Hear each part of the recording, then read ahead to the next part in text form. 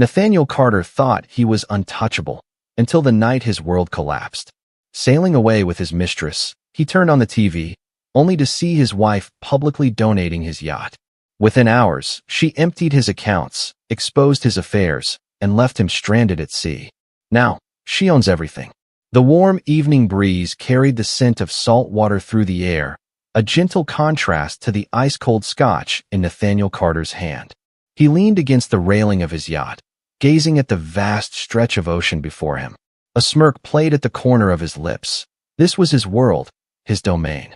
Out here, far from the city, far from expectations, he was free. He had crafted an empire on wealth and influence, on the illusion that he was untouchable. Tonight was just another night where he proved that truth to himself. A soft rustle behind him made him turn. Isabel, his mistress, stepped out onto the deck, draped in a silk robe that barely clung to her figure. She was young, beautiful, the kind of woman a man like him could collect like fine art. She stretched, her long limbs glistening under the soft glow of the yacht's deck lights, and let out a satisfied sigh. "This is perfect," she murmured, her voice carrying that sultry charm she always wielded like a weapon. Nathaniel chuckled. "Of course it is. I planned it, didn't I?" He raised his glass to his lips, taking a slow sip, feeling the burn of the liquor slide down his throat. The world was exactly as he wanted it, luxurious, indulgent, and under his control. The yacht swayed gently with the tide, cutting through the open sea like a king's chariot. Inside, an expensive bottle of champagne chilled in a silver ice bucket, a lavish dinner spread untouched on a mahogany table. This was how he lived. Excess was not a privilege, but a standard. He was the kind of man who never heard the word no. Not in business, not in bed, and certainly not from the world he owned. Isabel draped herself over one of the lounge chairs, her legs stretched out in effortless grace. "You know," she mused, "I used to dream about moments like this when I was younger. Being swept away by a powerful man, spoiled, adored." She traced the rim of her wine glass with one manicured nail, eyes flashing with something unreadable. Nathaniel smirked. "And here you are, living the dream." Her lips curled into something resembling a smile, but there was something distant about it. "Lucky me." He dismissed the undertone, uninterested in whatever sentimental thought she was entertaining. Tonight wasn't about depth. It never was. She was beautiful, obedient when necessary, entertaining when required. That was all that mattered. With a satisfied sigh, Nathaniel picked up the remote resting beside him and turned on the yacht's high-definition television. A habit, a background noise to their indulgence. The screen flickered to life, illuminating the dimly lit deck with a cool, blue glow. And then the world shifted. His smirk faltered. Margaret. There she was, standing at a press conference, her posture unwavering, her expression calm and composed in a way that sent a cold rush down his spine. Nathaniel's grip on his glass tightened as the volume of the television increased. The words took a moment to register, his brain scrambling to process the surreal nature of what he was witnessing. "This generous donation will go toward providing shelter, resources, and financial aid to single mothers in need. A symbol of new beginnings," Margaret announced, her voice crisp and confident, cutting through the silence like a scalpel. The camera panned out, revealing a large banner behind her displaying a name that sent a dagger straight through his chest. The Carter Foundation. His foundation. His yacht. The audience applauded as a ceremonial key was handed over to a representative of the organization. His vision blurred. No, this wasn't possible. He owned this yacht, didn't he? Margaret continued speaking, her every word dripping with a calculated precision that made his blood run cold. "This vessel, once a symbol of excess, will now serve a greater purpose. Instead of representing waste, it will be transformed into a haven. And I hope it stands as a message to others. Sometimes, you must take back control of your own narrative." The room erupted in applause. Nathaniel's stomach twisted. His heart pounded against his ribs, his throat tightening with the weight of realization. This wasn't just a donation. This was an execution. A public spectacle designed to leave him bleeding for the world to see. Margaret had destroyed him, and she had done it with grace, precision, and absolute control. "Turn that off," he barked, his voice sharper than intended. Isabel, who had been silently watching, barely moved. She glanced at him, then back at the screen, then back at him. And for the first time since he'd met her, there was something different in her eyes. Pity. Her fingers hovered over the remote, but she didn't press the button. She was too focused on the scene unfolding before them. The headlines at the bottom of the screen confirmed his worst nightmare. Nathaniel Carter's assets seized. Wife takes control in shocking move. Carter's fall from power. A luxury yacht now belongs to charity. His breath hitched. This couldn't be happening. Not to him. He shot up from his chair, knocking over his drink in the process, the amber liquid spilling across the pristine white cushions. Isabel shut it off. She didn't. She was still watching. And then, something changed. The way she looked at him shifted, subtle but clear. The admiration, the intrigue, the attraction, all of it vanished. She was seeing him now not as a powerful man, but as a fallen one. Isabel, he started, but the words died in his throat. She rose from her seat, slow and deliberate, her hands smoothing over the silk of her robe. For the first time, she looked around, not in awe, not in desire, but in calculation. Nathaniel, she said, her voice soft but laced with something new. Something that made his skin crawl. Are you still as powerful as you think you are? The yacht rocked beneath them, a reminder of how truly alone they were, adrift in the open sea, cut off from everything he thought he owned. And in that moment, for the first time in his life, Nathaniel Carter felt something he had never felt before. Helpless. What would you do if your partner outplayed you at your own game? Drop a comment below. Would you seek revenge, try to rebuild, or accept defeat? Don't forget to like this video, subscribe for more shocking stories, and stay tuned for the grand finale. Margaret Carter stood at the center of a grand ballroom, the kind of place where fortunes were flaunted, where deals were sealed with handshakes and champagne toasts. The chandeliers overhead bathed the room in a warm golden glow, reflecting off crystal glasses filled with expensive wine. The chatter of Manhattan's elite surrounded her, a mix of polite conversation and calculated gossip. She had spent years perfecting the art of blending in, of playing the part of the devoted wife, the gracious hostess, the elegant but silent presence beside her powerful husband. But tonight was different. Tonight, she wasn't just an ornament on Nathaniel Carter's arm. She was the force that would bring him to his knees. Her hands, steady as ever, held a champagne flute, though she hadn't taken a sip. She didn't need liquid courage. She had waited for this moment far too long, planned every detail with the precision of a master strategist. She had endured the whispers, the veiled pity in the eyes of those who knew of Nathaniel's indiscretions, but said nothing. That was the way of their world. Powerful men strayed, and their wives bore the humiliation with grace. Margaret had done that. Until now. A hush began to ripple through the crowd, subtle at first, then growing as attention turned toward the stage.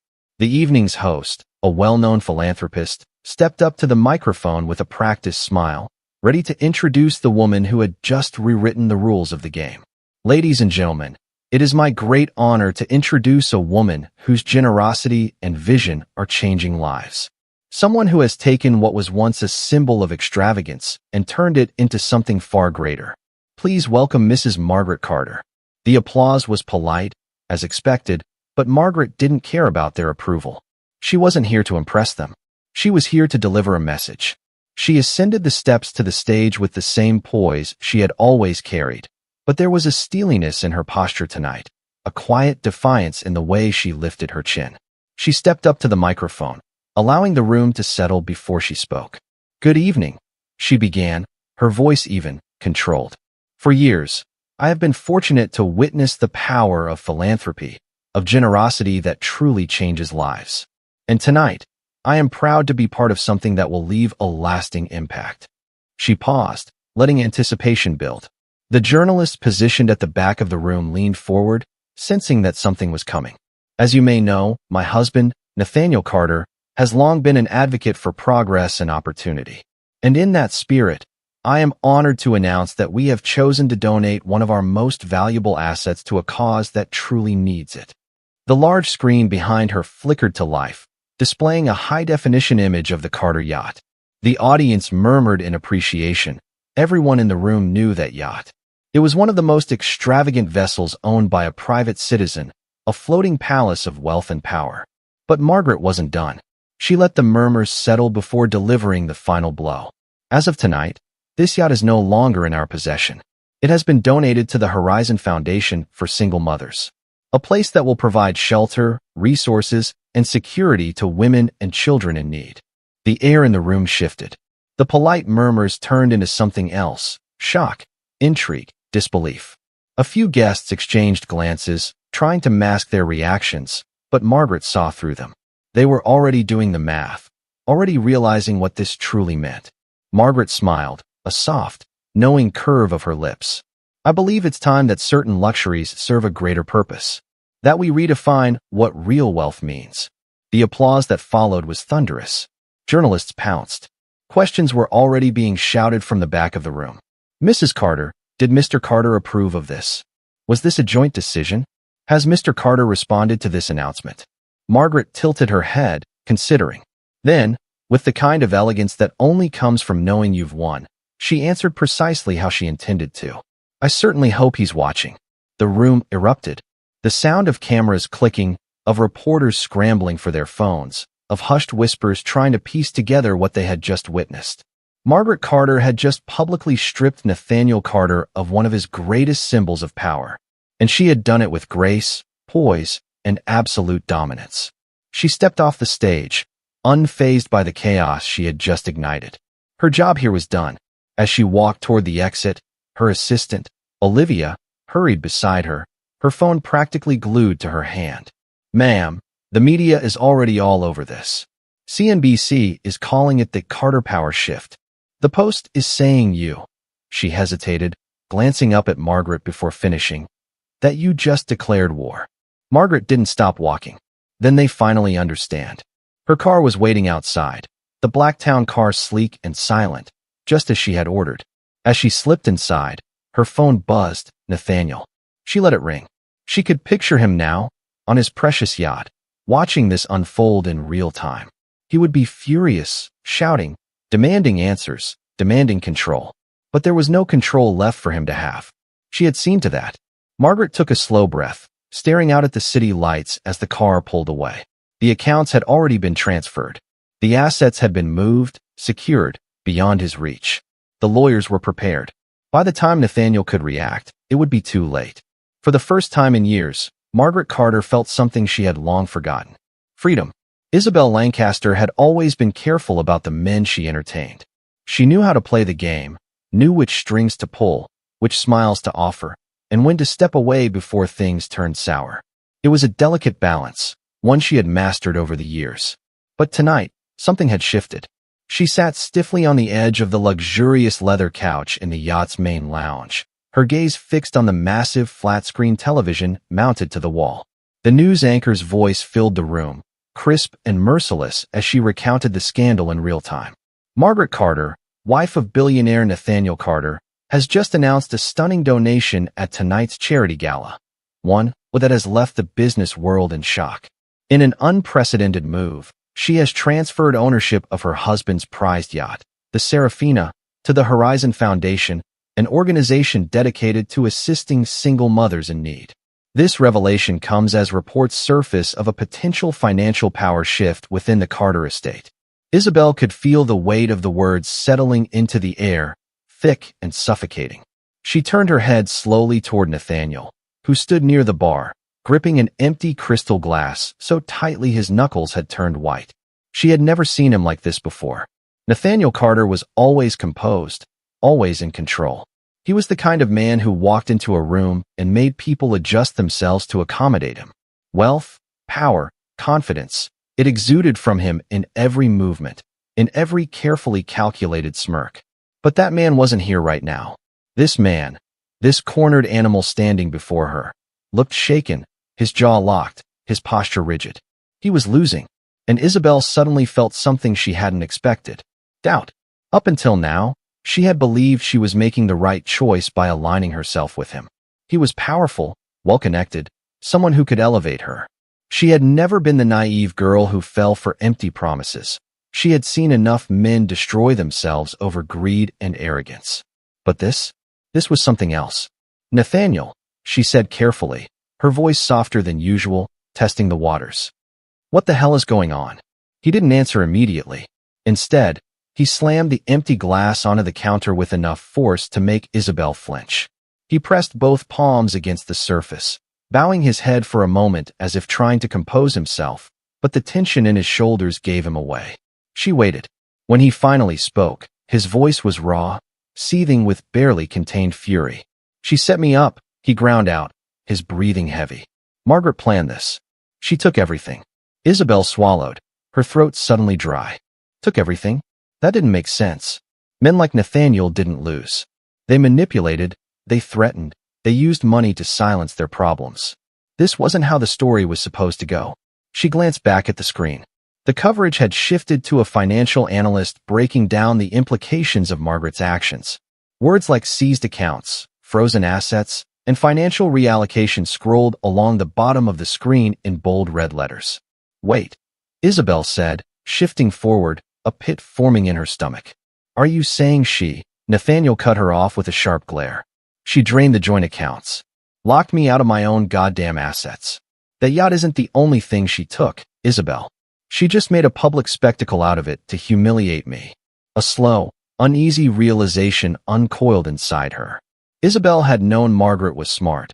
She wasn't just some trophy wife who smiled and nodded in the background. But this wasn't just a woman catching her husband cheating and throwing his clothes onto the front lawn. This was war.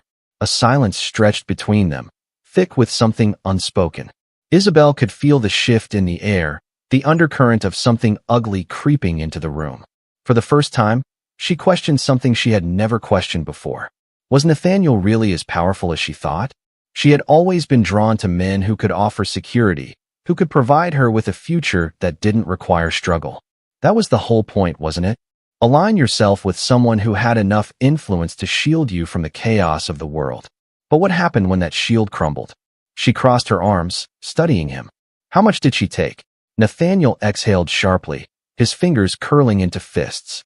"Enough that I can't fix this overnight." She was fast. Too fast. She had to have been planning this for months. He let out a bitter laugh, shaking his head. "God damn it, I underestimated her." Isabel's stomach twisted. Underestimated. That word felt dangerous now. She had spent the last few months thinking of Margaret as irrelevant, a loose thread in Nathaniel's life that would eventually be cut away. But Margaret hadn't been waiting to be discarded. She had been watching, calculating, preparing. And now, the man Isabel had aligned herself with was standing before her, exposed, stripped of control, and dangerously close to unraveling. She didn't like that. Nathaniel pushed away from the counter abruptly, reaching for his phone. "I need to make some calls." "To who?" she asked carefully. He barely looked at her. "My lawyers. My financial team. Someone who can clean this up before it gets worse." But even as he said it, he didn't sound sure. Isabel tapped her nails against her arm, watching him carefully. She had two options. She could stay, ride this out, hope that Nathaniel pulled himself together and recovered before things spiraled completely out of control. Or she could leave. She had seen what happened to men when they started losing, really losing. And she had no interest in being collateral damage in someone else's downfall. Her eyes flicked back to the television. The news was already covering another angle. Margaret stepping into a Blacktown car, untouched by the chaos she had just unleashed. Calm, in control, untouchable. That was a woman who knew exactly what she was doing. Isabel's pulse quickened. She had chosen Nathaniel because he was the winning side. But now, she wasn't so sure. She slowly rose from the couch, smoothing down the silk of her dress.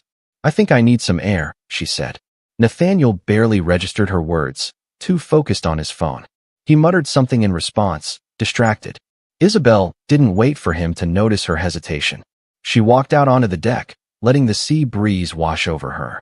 The city lights flickered in the distance, and for the first time, she felt unsteady. She had made a mistake. She had bet on the wrong man, and she needed to figure out how to get out before it was too late.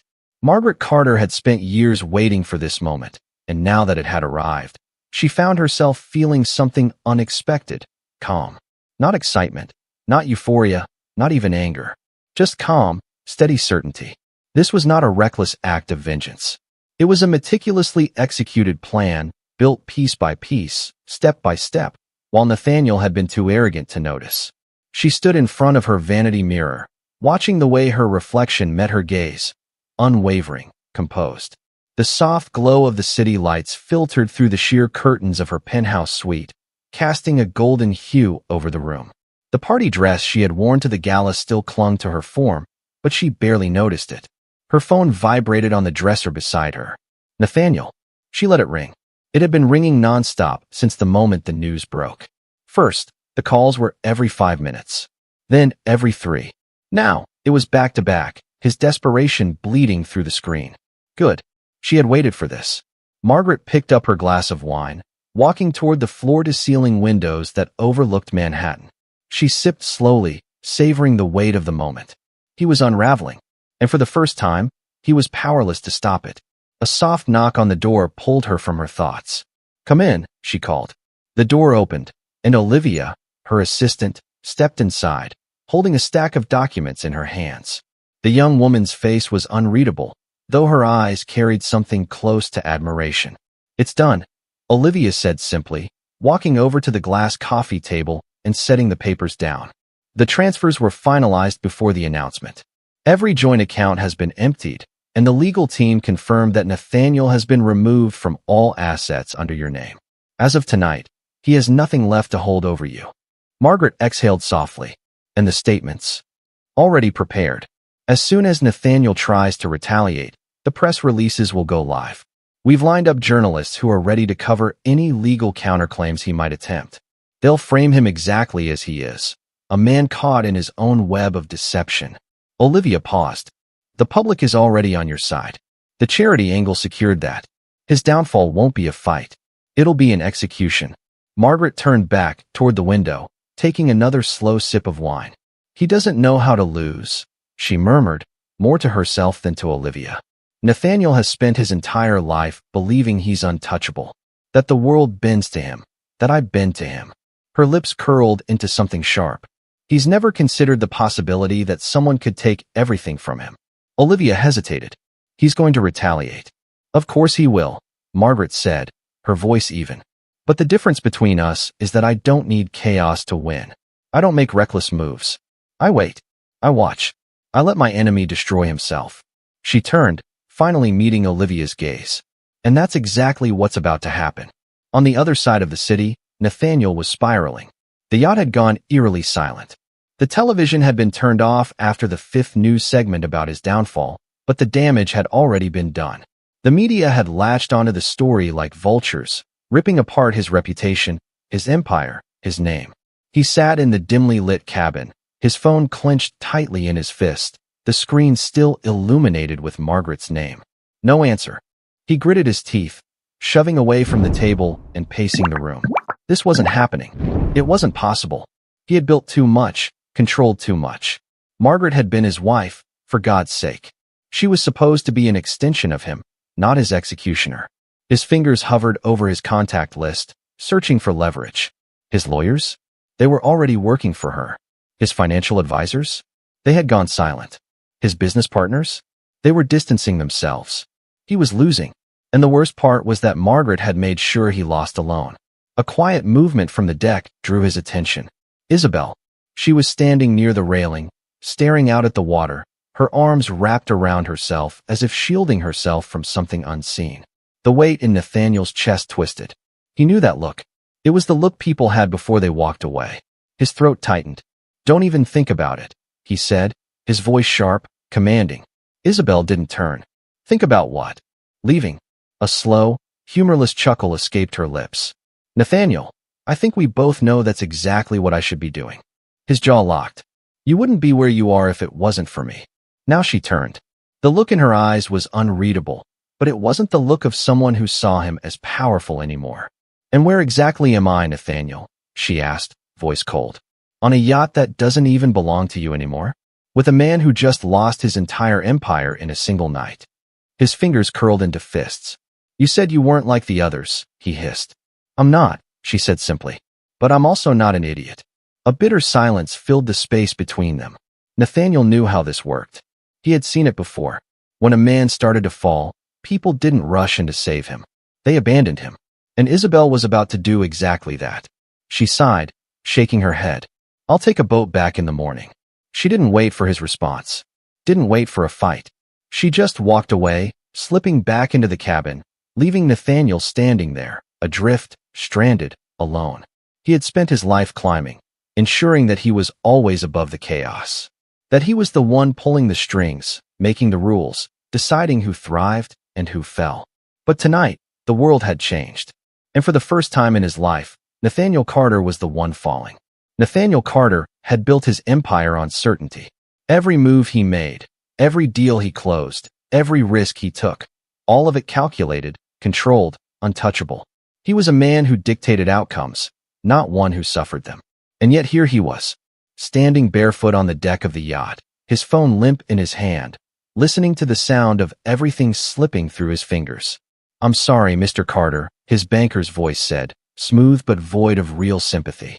"But as of this morning, your accounts have been frozen under a court order. There's nothing I can do." Nathaniel's fingers tightened around the phone, his jaw clenching so hard it ached. "That's impossible. I own those accounts." "Not anymore," came the quiet response. It was a sentence he had never heard before, not in business, not in negotiations, not in his entire life. And yet, there it was, ringing in his ears like a death knell. His mouth went dry. How long has this been in motion? A slight hesitation. From the looks of it, months. Your wife, a pause, a careful recalibration. Mrs. Carter, that is, has been preparing for this for some time. The financial movements are airtight, legally sound. You won't be able to access any shared assets until the court reviews the case. Which, considering the another pause, calculated this time, as if the man on the other end of the line was tasting the words before saying them. The media attention surrounding this, it could take a while. A muscle in Nathaniel's jaw twitched. Media attention. He turned, glancing at the darkened television screen inside the cabin. He didn't need to turn it back on to know what they were saying. His downfall was already being dissected, examined, picked apart, like vultures over a carcass. Margaret had made sure of it. His fingers pressed against his temple. "So you're telling me I have no liquidity?" "Correct, sir." "And my investments?" "Locked." "My properties?" "The ones in your name remain. But let's just say the market is reacting accordingly. Buyers are pulling out of pending deals. The stocks tied to Carter Global have dropped nearly 14% in the last 6 hours alone." Nathaniel let out a slow breath, his body coiled with quiet rage. "Who is managing the crisis?" he asked through gritted teeth. The banker exhaled softly. "Sir, with all due respect, there is no crisis management here. This wasn't a bad business quarter or a legal misstep that needs PR repair. This is a public execution. Your wife played this flawlessly." The words landed harder than Nathaniel expected. His wife, not his team, not a boardroom full of executives trying to outmaneuver him. Margaret. She had done this to him. A slow, crawling unease twisted in his stomach. He had always assumed Margaret was comfortable, safe in the world he built for her, content with the luxuries he provided. She had played the role so well, the elegant wife who never overstepped, never raised her voice, never demanded anything that would disturb his perfectly constructed reality. And yet, in one move, she had stripped him down to nothing. Nathaniel ended the call without another word, his mind spiraling through options, contingencies, solutions. He needed to act. But as he turned to walk inside, another thought sank into him, deeper than the financial destruction, more chilling than the legal battle ahead. He had underestimated her. He had spent years believing Margaret was simply there, a fixture in his life, someone who existed in the periphery while he did what he wanted. But she had been watching, learning, waiting, and now, she had taken his world and set it on fire before he even smelled the smoke. A sudden rustling from inside the cabin pulled him from his thoughts. He looked up just as Isabel stepped into the doorway, her expression unreadable. She wasn't dressed for bed. She was dressed to leave. Nathaniel's blood ran cold. "Where are you going?" he asked, his voice quieter than he intended. Isabel hesitated, but only for a second. "Back to the city." "You're not serious." She sighed, running a hand through her hair. "Nathaniel, let's be real. You're not the man I thought you were. I thought I was with someone in control, someone untouchable. But now I'm sitting on a yacht that doesn't belong to you, listening to news anchors talk about how you're finished." He felt the sharp sting of her words, but it was nothing compared to the sheer audacity of her turning on him now. You were happy enough when the money was flowing. He snapped, stepping toward her. She didn't move, didn't even flinch, just stared at him with something close to pity. That's the thing, Nathaniel, she said, voice soft. I don't mind money. I don't mind power. But I do mind being with a man who doesn't have either. The sentence was a blade straight through his pride. His hands curled into fists. You're making a mistake. Isabel's lips quirked, a half-smile that lacked any warmth. Maybe, she admitted. Or maybe I'm just getting out before you drag me down with you. She turned, grabbing her overnight bag from the couch, slinging it over her shoulder without looking back. I'll take the smaller boat. You'll want to figure out your next move, Nathaniel. And with that, she was gone. He stood there, watching the door close, his body stiff with something he didn't want to name. Not anger, not even betrayal. Something worse. Loss. Nathaniel had spent years believing that everything was replaceable. Money, women, loyalty. He had crafted his life around that belief. And yet, in the span of a single night, Margaret had proved him wrong. She had burned his empire to the ground. And now, as he stood in the center of his greatest failure, watching the woman he had abandoned his marriage for walk away without a second thought, he felt something he had never allowed himself to feel before. Not just anger, not just disbelief, fear. Because for the first time in his life, Nathaniel Carter didn't know what to do next. Nathaniel Carter had always known that people were loyal only as long as it benefited them. It was a rule he had lived by, thrived on. He never expected loyalty from business partners, from associates, from the men who toasted to his success at extravagant parties. That was the world he operated in, cutthroat, transactional, and temporary. But somehow, deep down, he had believed Isabel would be different. Perhaps not in the foolish, romantic way other men clung to illusions of devotion. No, he had never deluded himself into thinking she loved him. But he had thought she understood him, understood the game. He had assumed, naively, that she would stay because she was smart enough to know she was better off with him than without him. Now, as he watched her stand at the edge of the yacht, looking toward the distant Manhattan skyline with the kind of quiet resolve that set his teeth on edge, he realized he had been wrong. She was leaving. His body tensed as he took a slow step toward her, hands in his pockets, voice steady despite the storm in his chest. You've been quiet, he said, his words measured, testing the waters. Isabel glanced at him over her shoulder, her face unreadable. I'm thinking, she murmured. About. A pause. Then she turned fully to face him, her expression softer than he expected. About what happens next. Nathaniel's stomach twisted, but he kept his stance casual. For us. For me. The words cut more than they should have. He hated how easily she said them, how little hesitation there was. She wasn't considering them, wasn't weighing her options as if there were still a choice to be made. She had already decided. His jaw tightened as he stepped closer, his gaze locking onto hers. You don't need to leave, he said carefully. A flicker of something, maybe pity, maybe amusement, passed through her eyes. I think I do. You're making a mistake. She exhaled, running a hand through her hair, shaking her head slightly. Nathaniel, you don't get it. This isn't about you convincing me to stay. It's about me realizing I never should have been here in the first place. His fingers twitched at his sides. You didn't seem to have a problem with it when you were drinking my champagne and wearing the jewelry I bought you. Something in her expression hardened. And you didn't have a problem showing me off when things were good, she shot back. But things aren't good anymore, are they? Nathaniel clenched his jaw. You're acting like this is over. Isn't it? She asked, tilting her head. Your wife just ripped your entire life out from under you. You don't have control of your assets, your business, your reputation. Hell, Nathaniel, you don't even have control of this yacht. He flinched at that, a fresh wave of rage burning in his chest. You think this is permanent? His voice was sharper now, more desperate than he liked. You think I won't get back on my feet? She studied him for a long moment, and then, in a voice that was quieter than before, she said, I think you don't know how to lose. The words punched through him, knocking the breath from his lungs. Because they weren't spoken with malice, with cruelty. They were simply true. Nathaniel had spent his entire life believing that losing was something that happened to other men. To the weak, the incompetent, the ones who weren't smart enough, ruthless enough, willing enough to do whatever it took. Losing was something he caused, not something he experienced. But now, standing on a yacht that no longer belonged to him. Watching the city he once owned from a distance he couldn't cross. Hearing his mistress tell him she was leaving him because he was no longer a safe bet, he understood. Losing wasn't an event. It wasn't a moment. It was a slow unraveling. It was watching power drain away, watching people disappear, watching the walls close in until there was nothing left. Nathaniel inhaled sharply, forcing himself to focus. Not yet. He wasn't gone yet. You're wrong, he said, stepping closer to her. I've built myself from nothing before. I can do it again. She looked at him with something close to sadness. But not with me. The finality of it settled in his gut like a stone.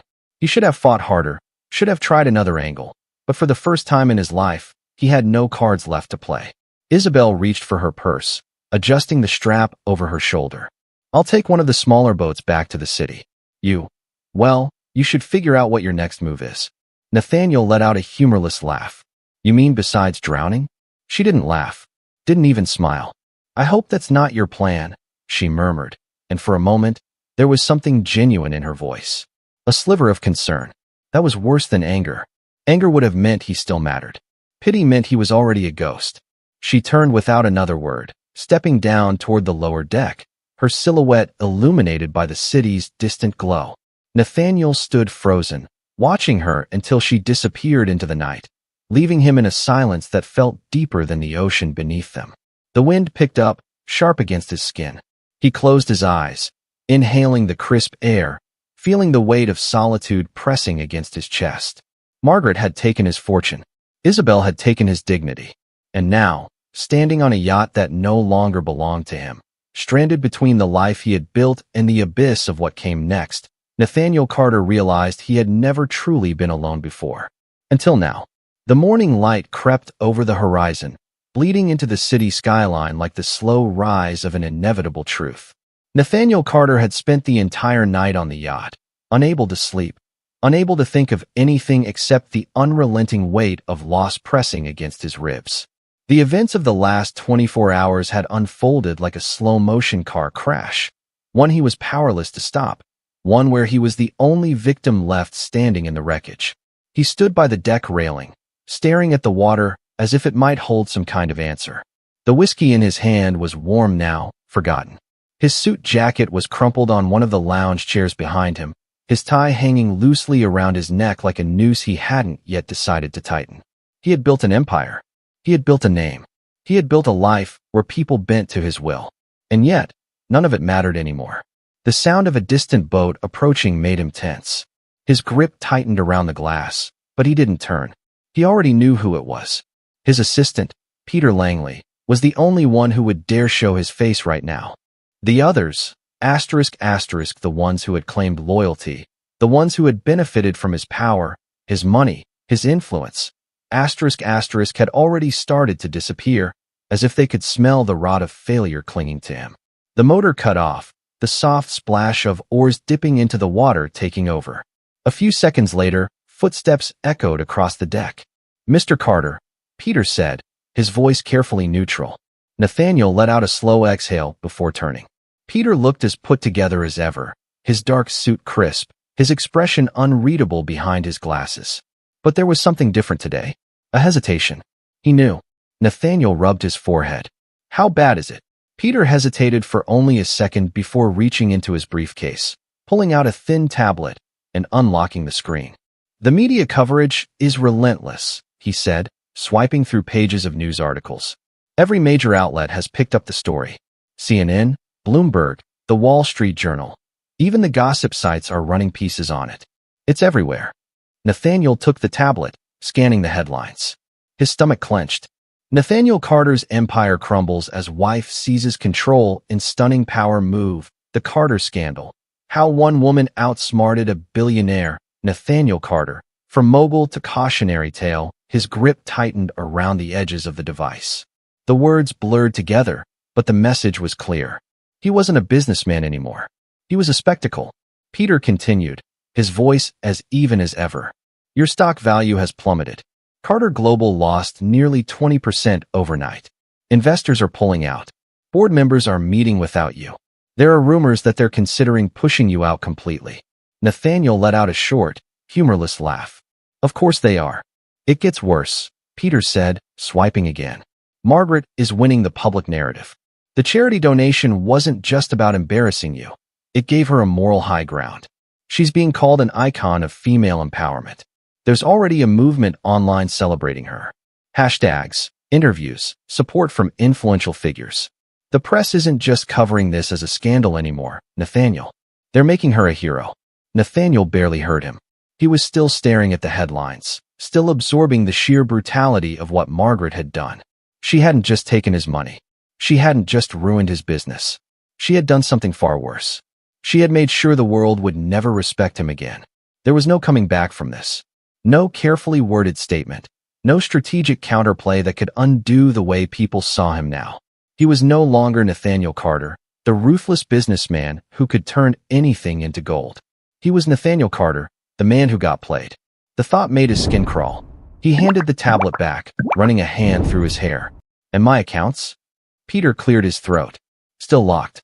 There's an emergency hearing scheduled, but legal experts are already saying it's unlikely you'll regain full control. Nathaniel set the empty whiskey glass down on the railing with a deliberate clink. I want to talk to my lawyers. Peter hesitated. That might be a problem. Nathaniel's eye snapped up. What the hell does that mean? Peter sighed, adjusting his glasses. A few of them have jumped ship. Margaret has already secured most of the top firms in the city.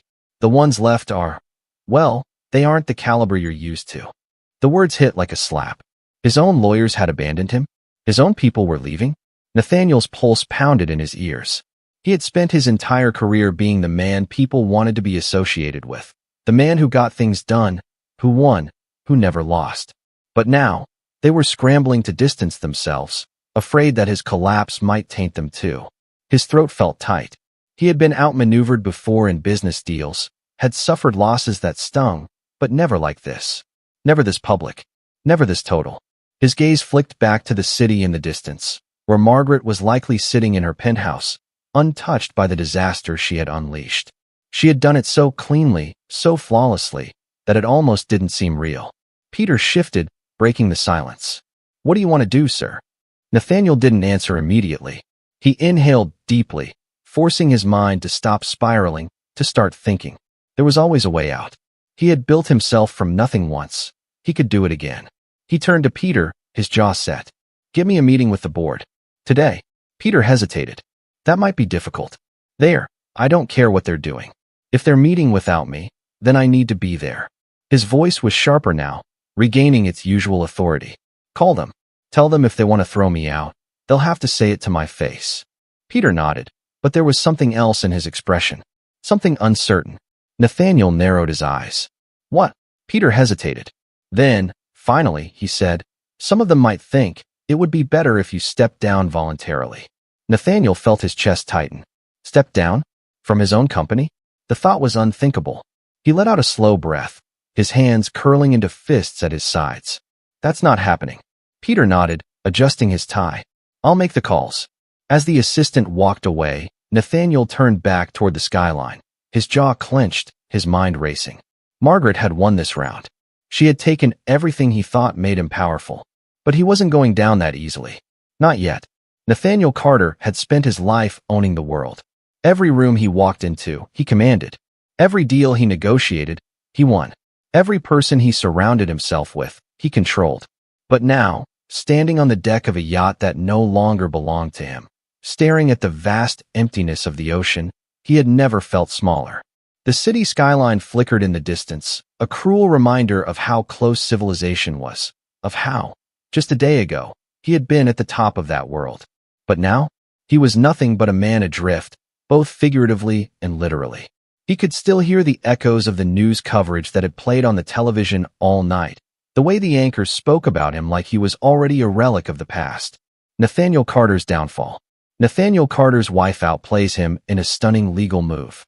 Nathaniel Carter, no longer a billionaire. The headlines had gone from admiration to mockery in mere hours. His name, once associated with power, now sat alongside words like humiliation, betrayal, scandal. He had spent decades carefully crafting his reputation, ensuring he was untouchable. Now, the world was watching him drown, and no one was reaching for a lifeline. His grip on the yacht's railing tightened. The ocean stretched endlessly before him, the water eerily calm, mocking him with its indifference. Even the sea refused to acknowledge him now. The door to the cabin creaked open behind him. Nathaniel didn't turn immediately. He already knew who it was. Peter Langley, his most loyal assistant, or at least, the last one who hadn't abandoned him yet. Peter's presence was steady, but Nathaniel could feel the weight in the younger man's movements. The hesitation, the reluctance. He knew what Peter was about to say before the words even left his mouth. "They've set a date," Peter said quietly. Nathaniel exhaled, closing his eyes for a brief second. "For the hearing?" "For the board meeting," Peter clarified. "They're moving to remove you from the company entirely. The vote is scheduled for tomorrow morning." Nathaniel let out a dry chuckle, but there was no amusement in it. "They're not wasting time, are they?" Peter hesitated. "They don't have to. Margaret played this too well. The investors are panicking, the stock is in free fall, and they see you as, well, a liability." Nathaniel finished for him, his voice flat. Peter didn't confirm it, but he didn't deny it either. That was confirmation enough. Nathaniel turned away from the ocean, finally facing the man who had been by his side through years of negotiations, acquisitions, and victories. Now, he was here for the first real loss Nathaniel had ever suffered. "Who's leading the charge?" Nathaniel asked, though he already knew the answer. Peter adjusted his tie, clearly uncomfortable. "Most of the senior board members have already expressed support for the motion. Some of them aren't even hiding it. They want you out." "And my allies?" Peter hesitated again. "They're waiting, seeing how this plays out." Nathaniel scoffed. "In other words, they're cowards." "They're businessmen," Peter corrected, his voice softer this time. "They're doing what you would have done in their position." Nathaniel hated how right he was. He had spent years surrounding himself with people who thought like him, who operated like him, who thrived on strategy and survival. They weren't sentimental. They weren't going to throw themselves into a losing battle just because of some misplaced sense of loyalty. They weren't like Margaret. His stomach twisted at the thought of her. Margaret had always been different. She had played the long game, moving in silence, building her victory brick by brick while he had been too busy indulging in his own arrogance to notice. She had stripped him bare before he even realized the floor beneath him was gone. And now, she was thriving while he was sinking. Peter cleared his throat. "There's something else." Nathaniel ran a hand over his face, exhaustion creeping in. "Of course there is." Peter pulled his phone from his pocket, swiping the screen before turning it toward Nathaniel. "She just did an interview." Nathaniel felt something cold and sharp coil in his chest. The screen lit up with Margaret's image, calm, poised, effortlessly composed. She was sitting across from a well-known news anchor, the lighting soft, casting her in a glow that made her seem even more untouchable than before. The headline below her name read, "Margaret Carter breaks her silence. The truth about taking back control." Nathaniel swallowed back the bile rising in his throat. Peter tapped the screen, and Margaret's voice filled the air. "I made a choice," she was saying, her tone smooth, practiced. "For years, I lived in the shadow of a man who believed he was untouchable. But no one is truly untouchable. And I think it's important for women, for anyone, to know that they are never powerless. There is always a way to reclaim your life, your dignity, your future." Nathaniel's fingers twitched at his sides. The audience on the screen erupted into applause. Peter let the video play a few seconds longer before locking the phone and slipping it back into his pocket. This is what people are seeing. This is how they're framing her. Nathaniel turned away, gripping the railing again. His nails dug into the polished wood. Margaret wasn't just winning. She was rewriting the entire story. And the world was eating it up. His downfall wasn't just financial anymore. It wasn't just a business scandal. It was a movement. Margaret had just turned herself into a goddamn symbol. Nathaniel exhaled sharply, forcing himself to think. There had to be a way out of this. He had clawed his way to the top before. He had built his empire from nothing. He had survived ruthless negotiations, government scrutiny, even lawsuits that should have buried him. But this was something different. This wasn't just losing. This was being erased. A slow, creeping realization settled over him. Maybe this wasn't something he could fix. Maybe, for the first time in his life, he had already lost. Nathaniel Carter had spent his life believing that power was permanent, that control was absolute, that he was untouchable. Margaret had just proved him wrong. Nathaniel Carter had spent the last 48 hours locked in an endless loop of phone calls, strategy meetings, and desperate calculations, trying to find a way out of the abyss Margaret had thrown him into. He had barely slept, barely eaten, barely registered the passage of time. Every time he thought he had grasped some semblance of control, something new would knock him back down. A fresh headline. A legal blow. Another betrayal. Now, sitting in the dimly lit conference room of a private law firm, not one of his usual, powerful firms, but one of the few still willing to take his calls, Nathaniel felt something foreign creeping into his chest. Doubt. The two lawyers across the table exchanged cautious glances, clearly reluctant to be the ones to break the news to him. The older of the two, a man named Warren Blackwell, cleared his throat. "Mr. Carter," he began carefully, "we've reviewed the filings and spoken with our contacts in the financial sector. I won't sugarcoat it. You're in a precarious position." Nathaniel ran a hand through his hair, jaw tightening. "Define precarious." Blackwell hesitated before continuing. Margaret acted swiftly. She filed an extensive preemptive financial injunction before the public announcement, which means the court will view her actions as measured and strategic rather than impulsive. She has documented records showing years of financial mismanagement. Her legal team has painted you as reckless, unfaithful, and neglectful of your shared assets. Nathaniel scoffed. "I built those assets." Blackwell didn't flinch.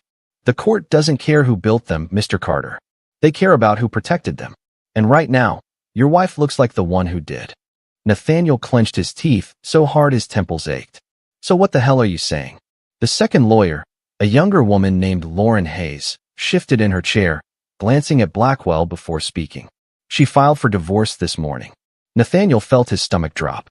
"And she's not just asking for a standard settlement," Hayes continued, her voice level. "She's asking for everything." A beat of silence. Then, Nathaniel let out a low, incredulous laugh, shaking his head. "That's ridiculous. There's no way in hell a judge will grant her everything." Blackwell sighed, lacing his fingers together. "Under normal circumstances, you'd be right. But these aren't normal circumstances. She's already won in the court of public opinion. That matters. Judges aren't immune to external pressures. Margaret has successfully positioned herself as the betrayed wife who took action to protect what was rightfully hers." Nathaniel leaned forward, his hands pressed against the table. "What about our prenuptial agreement?" Hayes hesitated. "It's complicated. The prenup secures a division of assets, but your financial entanglements have weakened it. She's leveraging your extramarital affairs, your offshore investments, and the recent media fallout to argue that you financially endangered her stability. Judges in high-profile divorces often rule in favor of the party that appears more responsible. Right now, that's her." Nathaniel's pulse pounded in his ears. "This is a goddamn coup." Blackwell's lips thinned. "It's checkmate." Nathaniel pushed back from the table abruptly, standing so fast his chair scraped against the floor. He refused to believe this was happening. He had been in tough spots before, had faced corporate wars, government inquiries, lawsuits from competitors, but this was different. Margaret wasn't a faceless adversary in a boardroom. She knew him. She had spent years watching him, learning him, waiting for the exact moment to strike. And now she had done it. "You said there's a hearing," Nathaniel said after a moment, his voice controlled but laced with quiet fury. "What are our chances?" Blackwell and Hayes exchanged another glance. Then, Blackwell exhaled. "If we fight, you might retain a fraction of your assets. Maybe 20%, if we can argue that some of your holdings are untouchable. But the process will be ugly, costly, and drawn out. And frankly, if it comes down to a public legal battle, you don't have the advantage." Nathaniel's hands curled into fists. He had spent decades winning. He had carved his way to the top, crushed anyone who stood in his way, built a life where he dictated the terms. And now, a single woman had burned it all to the ground. "She wants to meet," Hayes added cautiously. Nathaniel's head snapped up. "What?" "Margaret's legal team reached out an hour ago. She's willing to settle privately, but only under her conditions." Nathaniel's laugh was sharp, humorless. "And what conditions are those?" Blackwell slid a document across the table. Nathaniel barely glanced at it before his eyes locked onto the first line. "Full relinquishment of Carter Global Holdings." His heart slammed against his ribs. "She wants me to sign away my company?" Blackwell nodded. "It's not just the company. She wants complete and irrevocable control over all shared assets. Everything. Nathaniel's hands trembled as he picked up the document, flipping through the pages. Each section was a carefully crafted execution order, a clause stripping him of a property, an investment, a business interest. There was nothing left for him. "This is absurd," he muttered, slamming the papers back onto the table. "She doesn't just want to win. She wants to erase me." Hayes adjusted her glasses. "That's one way to look at it." Nathaniel let out a slow breath, rage simmering beneath his skin. He could feel it coiling, tightening, pressing against his ribs like a vice. Margaret wasn't just taking what was hers, she was taking what was his. She was making sure that when this was over, Nathaniel Carter no longer existed in the world he had built. His mind raced through options. Fight. Drag this out in court? He could. He could burn through his remaining resources, wage war until neither of them had anything left. But that was exactly what she wanted. Margaret had the public, the media, the system itself on her side. She would outlast him. The cold realization settled over him like a death sentence. He had already lost. Nathaniel sat back down slowly, his fingers drumming against the table. He stared at the document, the words blurring together, the final nail in the coffin of everything he had built. Blackwell spoke carefully. "Sir, if you sign, you'll be able to walk away with some dignity. You won't be completely destitute. Margaret is offering a financial settlement, nothing compared to what you had, but enough to start over if you choose to." Nathaniel laughed, a hollow sound. Start over. The words felt foreign, insulting. Men like him didn't start over. They conquered. They took. They won. But there was nothing left to win. Margaret had made sure of that. He exhaled slowly, pressing his palms against the cool surface of the table. For the first time in his life, Nathaniel Carter had no moves left to make. And nothing was more terrifying than that. Nathaniel Carter had seen many people walk away in his lifetime. Business partners who couldn't keep up, rivals who had lost to him, women who thought they were irreplaceable. He had been the one to cut ties, to leave before being left, to make sure he always had the upper hand. Until now. Now, for the first time, he was the one being abandoned. The yacht rocked slightly beneath him, the soft lapping of water against the hull barely audible over the low hum of the city in the distance. The skyline, once a backdrop to his empire, now felt like a world away, one he no longer belonged to. His fingers curled around the railing as he watched Isabel standing near the edge of the deck, her posture relaxed, her face unreadable behind oversized sunglasses. She was leaving. There was no hesitation in her stance, no second-guessing in the way she adjusted the strap of her designer handbag over her shoulder. This wasn't an emotional goodbye. This was a transaction closing. "You don't have to do this," Nathaniel said finally, his voice rough from exhaustion and frustration. Isabel turned slightly, her lips curving into a knowing smirk. "Nathaniel," she sighed, her tone almost amused. "Of course I do. You're overreacting," he continued, stepping toward her. "This isn't permanent. I'll fix it." She arched a perfectly shaped brow, tilting her head as if considering his words. "Fix it," she repeated. "You don't even have a plan." His jaw tightened. "I always have a plan." Isabel let out a soft laugh, shaking her head. "Not this time." Nathaniel clenched his fists. "You never complained when things were good. And you never worried about losing me when you thought you had everything," she countered, her voice sharp but not cruel. "But now? Now, you're losing, Nathaniel. And I don't attach myself to men who are sinking." His blood ran cold. "Is that all I ever was to you? A man with power?" She studied him for a moment, then exhaled slowly. "You were a man who made me feel powerful," she corrected. "And I liked that. I liked being part of your world when it was untouchable, when it was secure. But you've lost that. You're not the man who had everything anymore. You're the man who's being laughed at on every news channel in the country." He turned away from her, breathing heavily. The humiliation burned more than the loss itself. He could rebuild his wealth. He could find another woman. He could restart from nothing and climb his way back up. But there was something about hearing it, out loud, from the woman who had once draped herself across him like he was the only thing that mattered, that cut deeper than he expected. "You think I won't come back from this?" he muttered, his voice dangerously low. She shrugged. "Maybe you will. But even if you do, I won't be waiting." Nathaniel turned sharply to face her. "You were never in this for the long run, were you?" Isabel didn't flinch, didn't even look offended. I was in it for as long as it made sense, she admitted. And right now, it doesn't make sense anymore. He let out a bitter laugh. So that's it. You're walking away like everyone else. She hesitated, and for a brief second, he thought he saw something flicker across her face. Not pity, not regret, something else. Then, she reached out, her fingers brushing against the lapel of his suit jacket in what almost could have been an affectionate gesture, if it weren't for the finality of it. You made a mistake, she said softly. You thought you were untouchable. His throat tightened. You thought Margaret would always stay, that I would always stay, that your empire would always be yours. But nothing lasts forever, Nathaniel. And the smart ones know when to leave before the ship sinks completely. She stepped back, her heels clicking softly against the polished wood of the deck. I'll take one of the smaller boats back to the city, she said, adjusting the collar of her coat. You should probably start thinking about what comes next. Nathaniel didn't answer. He didn't even look at her. He just stood there, staring out at the water, his entire body tense with an emotion he couldn't name. Something heavier than anger, colder than regret. For the first time, he wasn't in control. And for the first time, he had no one left. The sound of the boat's engine starting broke the silence. He turned his head slightly, just enough to see Isabel climbing down into the sleek, black vessel waiting to take her back to shore. She didn't look back. The boat pulled away smoothly, cutting through the water with ease, heading toward the city skyline that now felt impossibly far away. He watched until she was nothing but a distant silhouette against the glow of Manhattan, and then she was gone. Nathaniel exhaled, long and slow, running a hand down his face.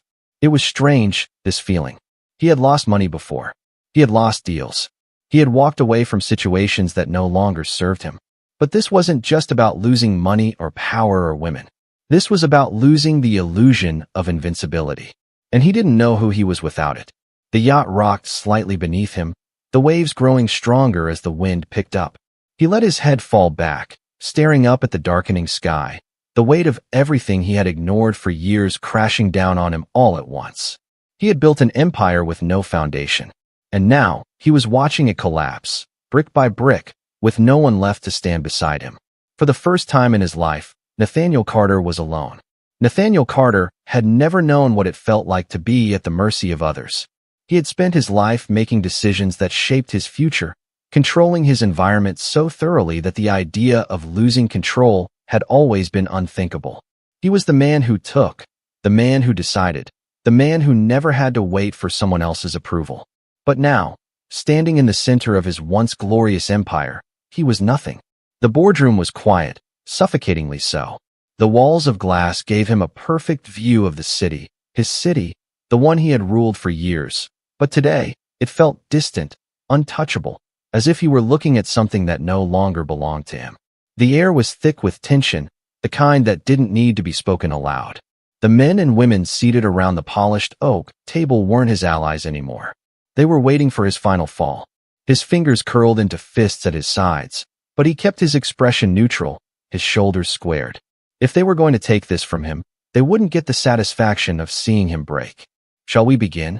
The voice belonged to Richard Alden, a man Nathaniel had once considered loyal. Now, he was leading the charge to have him removed. His silver hair was neatly combed, his suit impeccable, but his eyes, calculating, cold, waiting. Nathaniel leaned back in his chair, exhaling slowly. I assume you've already decided how this is going to go. Alden didn't even have the decency to deny it. He simply folded his hands in front of him. We've taken a vote, he said, his tone measured, almost polite. And given the circumstances, the board believes that the best course of action is for you to step down as CEO of Carter Global Holdings. Nathaniel's jaw clenched, but he said nothing. This isn't personal, Alden continued, his voice smooth, rehearsed. The company is in free fall. Stockholders are demanding stability. Investors are hesitant. We need to act swiftly to restore confidence. Nathaniel let out a sharp, humorless laugh. You mean you need to get rid of me before I drag you all down with me? Alden's lips pressed into a thin line, but he didn't argue. Nathaniel shifted his gaze across the room, taking in the faces of the board members, men and women who had once applauded his victories, who had built their fortunes in his shadow, who had toasted to his success. Now, they were just waiting for him to sign his name on the dotted line. He glanced at the document sitting in front of him.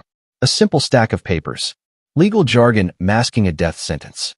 Once he signed, it was over. Carter Global would no longer be his. Nathaniel forced himself to breathe. His mind raced through options, through contingencies, but the reality was impossible to ignore. Margaret had left him no way out. She hadn't just taken his assets. She had taken his future. And now, his own people were taking what little remained. Nathaniel's throat felt tight, but he masked it with a smirk, a slow, deliberate movement as he dragged his gaze back to Alden. And if I refuse? Alden sighed, as if Nathaniel were a child refusing to accept reality. Then the board will proceed without your cooperation. A hostile removal. Public. Messy. A spectacle that will only confirm what the world already believes, that Carter Global has outgrown its founder. Nathaniel's teeth ground together. They weren't giving him a choice. He had once thought betrayal was something only the weak experienced, something that happened to men who weren't careful, who didn't anticipate their enemies, who didn't know how to play the game. But he had played it. He had mastered it.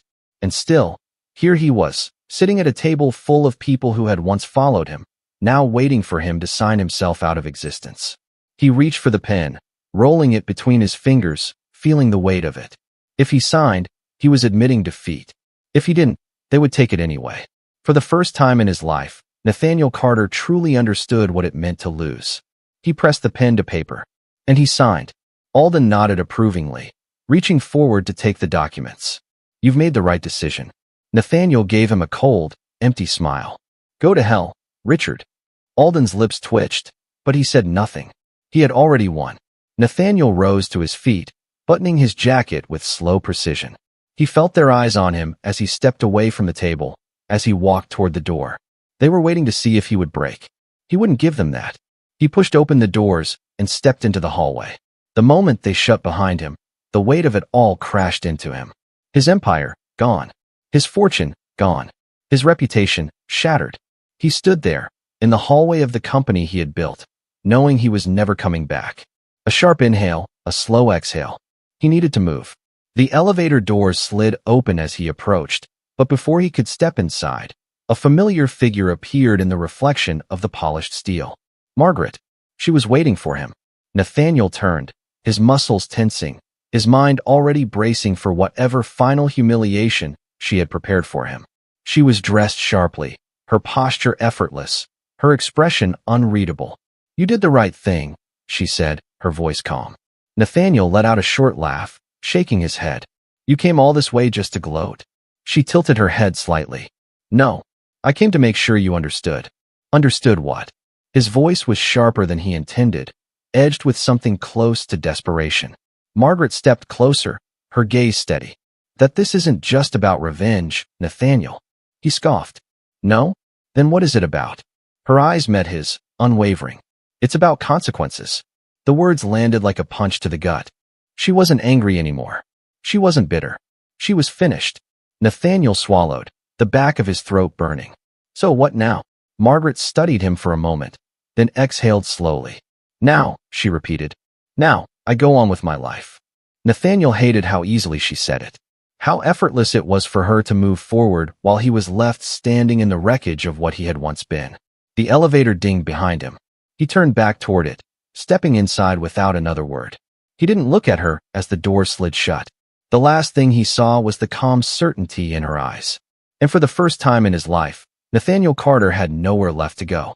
The city stretched out before Margaret Carter, glittering under the evening sky, its towering skyscrapers reflecting the golden hues of the sunset. She stood on the balcony of her penthouse, a glass of wine in hand, the cool breeze brushing against her skin. Below, the streets pulsed with life, the hum of traffic and distant sirens creating a rhythm she had once ignored but now found strangely grounding. It was over. Nathaniel was out. His empire, his wealth, his influence, all gone. She had taken everything he once used to control her, to control the world, and she had left him with nothing.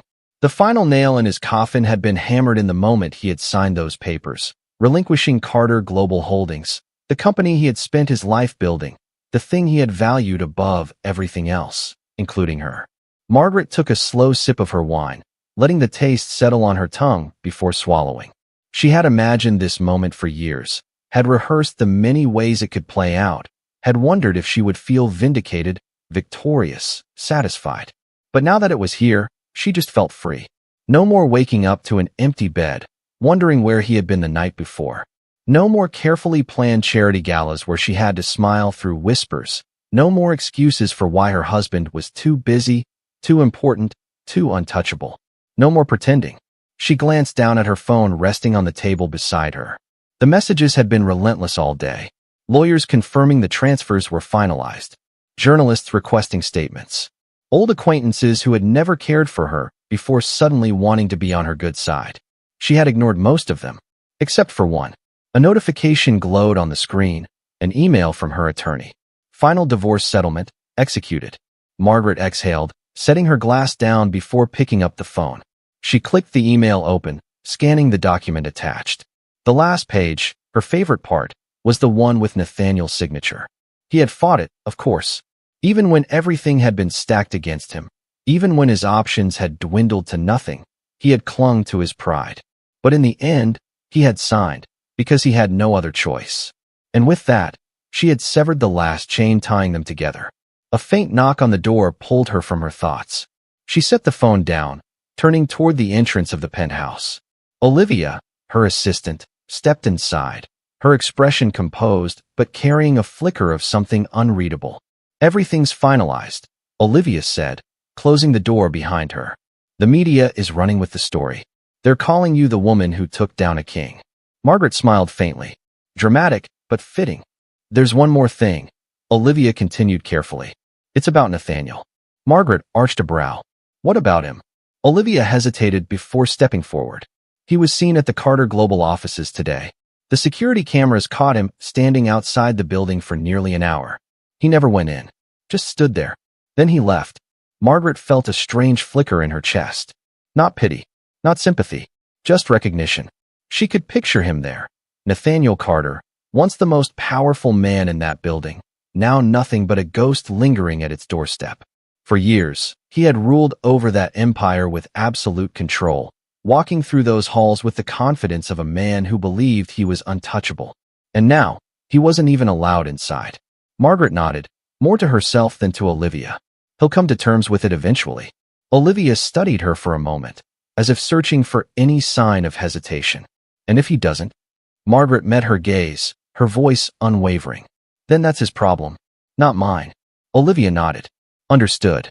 Margaret turned back toward the balcony, listening as Olivia's footsteps faded down the hall. She picked up her wine glass again, taking another sip, watching as the last traces of sunlight disappeared behind the skyline. For years, she had lived in Nathaniel's world. She had played by his rules, accepted his lies, tolerated his arrogance. She had given him chance after chance, believing that one day he might see her as more than just another fixture in his life. But Nathaniel Carter had never seen her. Not really. He had looked at her, had admired her when it suited him, had used her presence to solidify his image of the perfect businessman with the perfect wife. But he had never understood her. He had never imagined that she was capable of tearing down everything he had built. And that had been his greatest mistake. Margaret had never been weak. She had never been the woman who would sit back and let herself be discarded like something replaceable. She had only been waiting for the right moment. And now, she was more than just the wife of Nathaniel Carter. She was Margaret Carter, the woman who had destroyed a king and built something better in his place. She turned her attention back to the city, a small smile playing at her lips. The world was wide open now, full of possibilities she had never allowed herself to consider before. She had spent so long being someone else's supporting character. Now, she was the protagonist of her own story. She picked up the remote from the table beside her, flipping on the television. The news flickered to life, the familiar face of an anchor delivering the latest headlines.